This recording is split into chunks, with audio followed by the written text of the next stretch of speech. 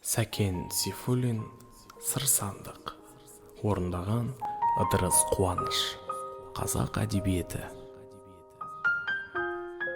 Шырқ айналар, шіркін тауық. Жемің болса қолыңда. Қайдағысы сені тауып, топырлайды жолыңда. Досыңмын деп ант береді, жем іздеген жаныма. Жем таусылса жалт береді, сенерлік дос анама. Нағыз достар бірақ қалып, шыңдап берік сүйіскен, бір-біріне сыр ақтарып, сыр түйінін түйіскен. Әр адамның ішкі сыры берік қойма сақталған, сол қойманың бір түкпірін достың досақ ақтарған.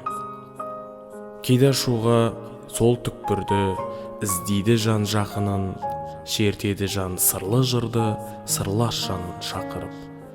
Тыныс керек кейде жанға ән керек, күй шертуге анда-санда сырласарлық жан керек. Ішкі сырды мысал етіп, біраз ғана жырлайын, суреттеуге тауға кетіп, суреттеп сырлайын. Сарыарқаның бір тауы бар сымбатты, сол таудан сыр тауып ал қымбаттым.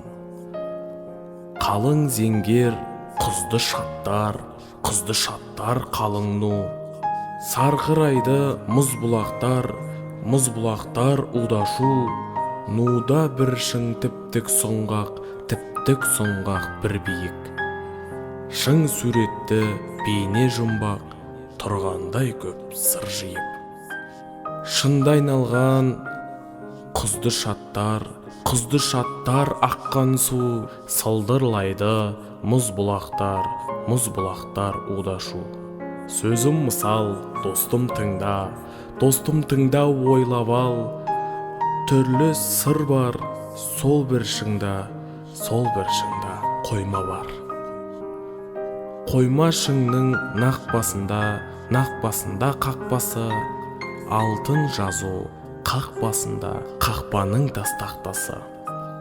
Сол қоймада қымбат жасау сақталған, текшелеген сымдап жасап қақталған. Бір сандық бар емес түрде көрнекті, бір түкпірде беті перде өрнекті. Бір сандық бар, ол сандықта бір сандық, сырдың кілті сол сандықта, қол сандықта сыр сандық. Сандық іші қызыл жасыл жібек перделі, толған қымбат сақтаулы асылсым бар перделі. Сұлу жанды сұлу сүйген сыршылым, жібек талдап түйін түйген түршілім. Сыр сандықты ашып қара сырласым, сым пернені басып қара жырласын. Сұлу сымда перне әуені жыр айтар, көңіл ашар тербеу әні сыр айтар.